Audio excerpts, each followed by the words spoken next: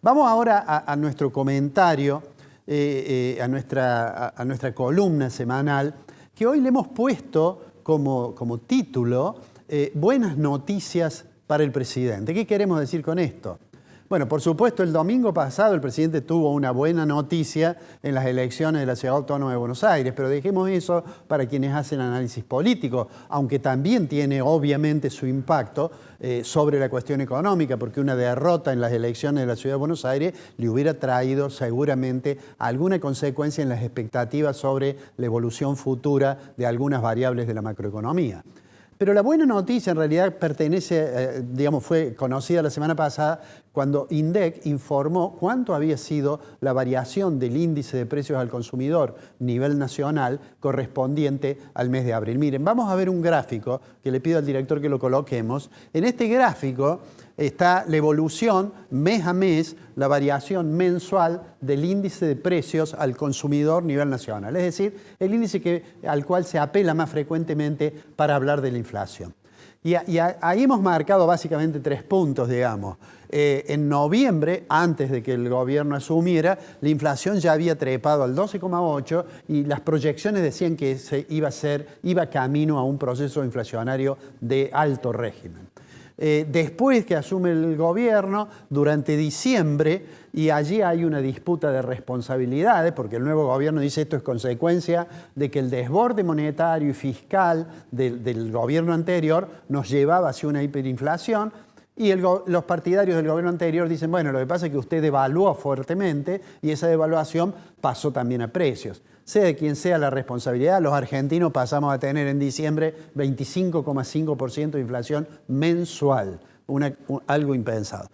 A partir de allí se aplicó el plan del gobierno y digamos que después de los meses transcurridos, el gobierno puede decir, bueno, estamos en el 2,8%. Que fue un buen dato para el gobierno, porque no nos olvidemos que en el mes de marzo había habido un pico, inesperadamente había superado la inflación que se esperaba. ¿Qué es lo que va a pasar ahora? Digamos, el gobierno sigue sosteniendo de que vamos rápidamente a la estabilización de la economía.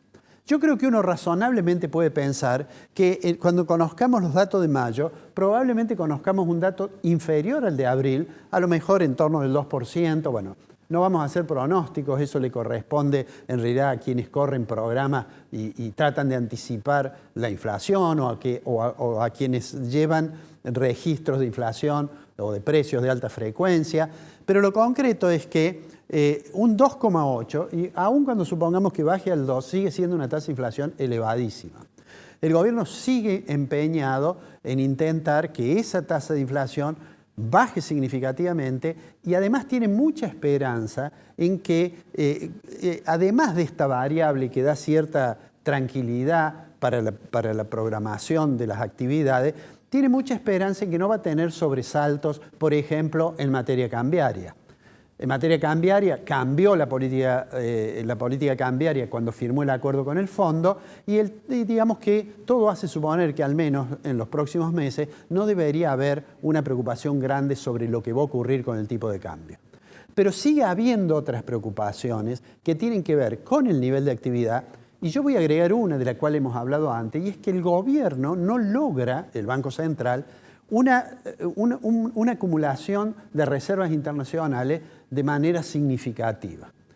Y seguramente, en la medida en que insista con la pretensión de que no va a intervenir en el mercado comprando dólares, y no lo va a hacer a menos que perfore los 1.000, en realidad, mientras eso ocurra, es altamente probable que nos enfrentemos a este problema de las reservas internacionales y que cuando venga la misión del fondo a controlar qué sucedió con los compromisos que habíamos asumido, tenga que pedir una especie de perdón, un waiver, como se llama en la jerga. Pero eso lo vamos a ver seguramente más adelante. Mientras tanto, seguimos esperando noticias de aquello que el presidente ya ha dicho 2 veces, que es qué hacer con los dólares que están fuera del sistema. Pero eso va a ser para más adelante, Julio. Bueno, ¿usted tiene algo debajo del colchón? Tendría que estar aproximándolos. Digo, no sé, hay que La colaborar. pregunta mía es, si el blanqueo terminó hace no tanto tiempo, ¿Por los qué de que no nuevo? blanquearon, ¿por qué lo harían ahora? Bueno. Y te agrego un tema de preocupación. Sí. Si las cosas son como a veces se propagandizan, que dice, bueno, no le vamos a preguntar a nadie de dónde sacó los dólares, Bueno, eso es gravísimo. vamos a tener un conflicto con el GAFI, que es el Grupo de Acción Financiera Sí, Internacional, sí, sí, que sí, se sí. ocupa de las medidas para control de lavado de Claro, dinero. porque Milei invitó a todo el mundo a poner los dólares, vengan de donde vengan, Sí. y me parece que ha desatado un enorme escándalo con todo ese tema. Sí, yo supongo que hay que esperar la letra chica.